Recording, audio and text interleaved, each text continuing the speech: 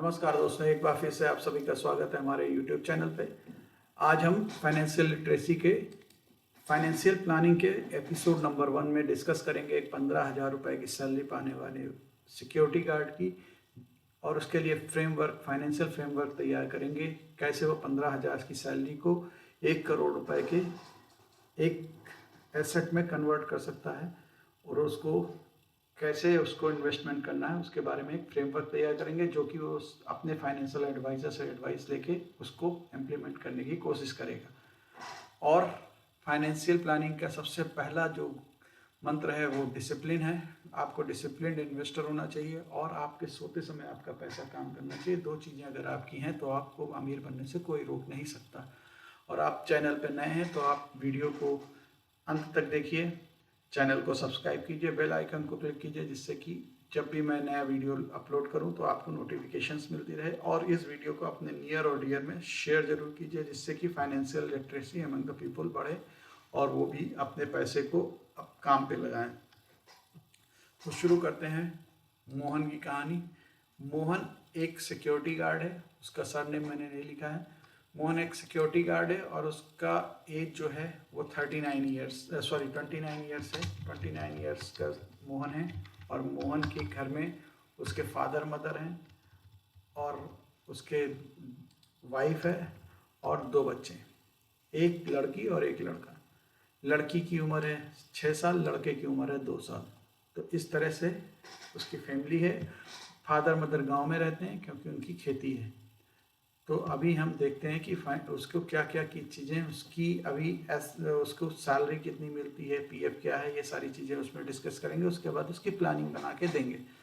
तो सबसे पहली चीज़ है, मोहन की सैलरी 15,000 रुपये है और उसको 900 रुपये पीएफ उस कंपनी देती है और 900 रुपये कॉन्ट्रीब्यूशन उसका है।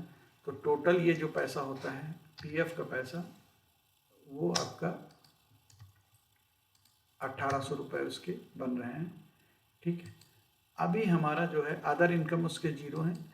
एसेट्स कोई भी अगर एसेट्स में देखा जाए तो उसके फार्म लैंड है 2 बीघा, जिसकी कीमत करीब 5 लाख रुपए है। एक घर है, उसका अगर आप कीमत देखें तो वहाँ पे 5 लाख रुपए वो भी होगी आज की डेट में। तो ये आपका उसका 10 लाख रुपए का एसेट है, अगर आप गांव का एसेट उसको काउंट कर सकते हैं तो। लेकिन ये एसेट से उसको जो गांव की खेती है उससे थोड़ा बहुत खाने का अनाज प्राप्त हो जाता है, जिससे ग्रॉसरीज में उसको हेल्प मिलती है, एक्सपेंसेस में उसको हेल्प मिलती है। अब इसके अलावा उसके पास कोई भी लोन नहीं है, कोई भी इंश्योरेंस नहीं है, कोई भी हेल्थ इंश्योरेंस नहीं है, मेडिकल इंश्योरेंस नहीं है। तो हम ये सारी चीज़ें उसके लिए प्लानिंग करेंगे, जिससे कि घर में कमाने वाला केवल अकेला मोहन है। तो इसलिए मोहन के लिए पूरा फाइनेंशियल फ्रेमवर्क तैयार करेंगे। अभी उसके एक्सपेंसेस क्या हैं? घर का किराया वो 3,000 रुपये देता है, ग्रॉसरीज में 1,500 रुपये लगते हैं, प्लस 1,500 रुपये वेजिटेबल्स में रखते हैं। एजुकेशन जो बच्चों का है उसमें 1,000 रुपये के करीब लग जाता है। अदर एक्सपेंसेस जो है 500 रुपये का है। तो अब मैंने उसके लिए प्लानिंग क्या की है, 30 लाख के कवर के लिए मैंने उसको बोला है कि एक टर्म इंश्योरेंस ले। टर्म इंश्योरेंस से उसको फ़ायदा होगा, 30 लाख का कवर मिलेगा, प्लस उसको एक जो घर में लाइबिलिटीज़ हैं, अगर उसको कुछ भी हो जाता है असमय, तो उसके फैमिली की गाड़ी आराम से चल सके। मेडिकल इंश्योरेंस 5 लाख का फैमिली फ्लोटर प्लान के लिए मैंने बोला है, जो कि 1,000 रुपये का मंथली उसका आएगा। तो टोटल एक्सपेंसेस 12,300 हो गए, टर्म इंश्योरेंस, मेडिकल इंश्योरेंस और सारे खर्चे मिला के। अमाउंट लेफ्ट 2,650 रुपये हो गया। अब 2,650 को हम कहाँ पे इन्वेस्ट कर सकते हैं कि जिससे कि जो है हमको एक ओपन हो रहा है। ओके, तो उसको 3 प्लान लेने पड़ेंगे। अगर अभी आज की डेट में उसको लेना है तो 3 प्लान्स लेने पड़ेंगे। मैं इंसर्ट कर देता हूँ। एक तो उसको लार्ज कैप लेना पड़ेगा। लार्ज कैप इसलिए लेना पड़ेगा क्योंकि उसको सिक्योरिटी चाहिए। लार्ज कैप का एक फंड जो कि निफ्टी 50 बेस्ड होगा, निफ्टी 50 बेस्ड होगा, उसके ऊपर कोई फंड ले सकता है, जिसमें वो इन्वेस्ट करेगा 1,000 रुपये। मिड कैप लेगा मिड कैप में वो इन्वेस्ट करेगा 1000 रुपये और 650 रुपये फ्लैक्सी कैप स्मॉल कैप में लेगा, स्मॉल कैप। और ये मिड कैप ना लेके फ्लैक्सी कैप लेगा। फ्लैक्सी कैप इसलिए लेगा क्योंकि इसमें एक अच्छा रिटर्न उसको मिल सकता है, सिक्योरिटी भी मिल सकती है। अब मेरा जो है, मैं रिटर्न कैलकुलेटर करता हूँ तो, और इसके अलावा इसकी सैलरी जो बढ़ती रहेगी, मान लीजिए 10% के हिसाब से बढ़ती है तो 5% मैं इंक्रीमेंट इसमें लूँगा। तो मैं अब निकालने की कोशिश करता हूँ कि हमारा compound SIP calculator, SIP calculator with in step up. तो हम स्टेप अप के साथ SIP कैलकुलेटर लेते हैं। अब हमारा 1000 रुपये का था, अब मैं 1000 रुपये का है SIP calculator. Annual step up मैं 5% का लूँगा या 2% का लेता हूँ, 5% भी नहीं लेता हूँ। एक्सपेक्टेड रिटर्न हमारा 13% हम ले लेते हैं निफ्टी में। 5 ईयर्स का क्या बनता है, 5 ईयर्स में 87,000 बन जाएगा, 87,800।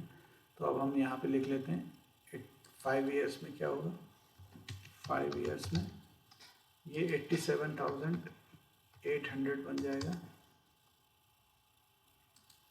10 ईयर्स 15 20 ओके 25 का भी ले लेते हैं, 25 साल का पूरा प्लान बन जाएगा। अब मैं इसको 10 कर देता हूँ। 10 ईयर्स में 2,64,000, 264 15 साल में देखते हैं क्या होता है। 6-12 20 साल में 12,86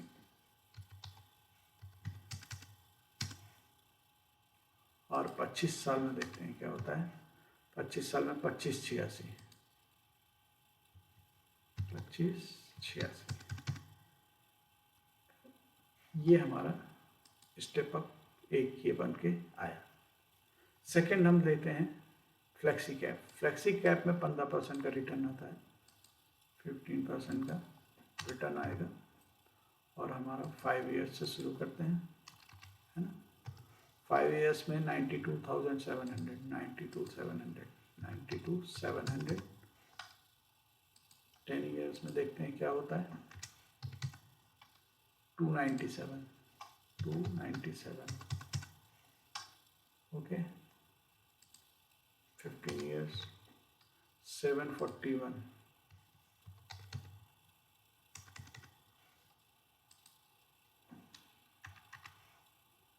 20 years 1686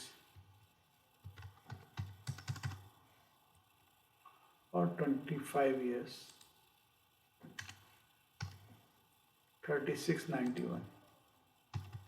91,000 ओके। अभी मैं 650 का SIP शुरू करता हूँ। ये अमाउंट आपको कम लग रही है, यही देखने वाली चीज़ है। अमाउंट कम है और ये नियर अबाउट 18% का रिटर्न देती है। तो ये 5 साल में कितना होगा वो देखते हैं। 65,600 10 ईयर्स में 232,000 ठीक है। 15 ईयर्स 648 648,000 20 years 1672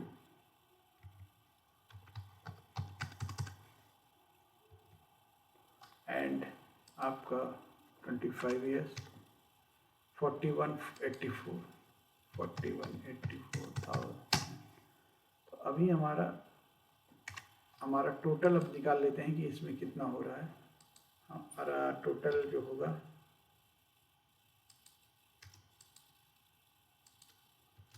ये हो गया 5 साल बाद मेरा कॉर्पस होगा वो 2,46,000 का होगा। 10 साल बाद 7,93,000, 15 साल बाद 20 लाख का, 20 साल बाद 46 लाख का, 25 साल बाद 1 करोड़ का। तो 25 साल में 1 करोड़ वो केवल 2600 के इन्वेस्टमेंट, मंथली इन्वेस्टमेंट से भी अचीव कर सकता है विथ फ्लेक्सिबल, जो आपका फ्लेक्सिबल इन्वेस्टमेंट है, निफ्टी 50, स्मॉल कैप और फ्लेक्सी कैप तीनों में इन्वेस्टमेंट करके, प्लस उसका लाइफ भी इंश्योर्ड है, मेडिकल इंश्योरेंस भी है, जिससे कि कभी भी कोई भी मेडिकल कंडीशन आती है उसमें भी उसको पूरी मदद मिलेगी। इसके अलावा वो इतना पैसा बना लेगा। अब घर का कैसे आएगा?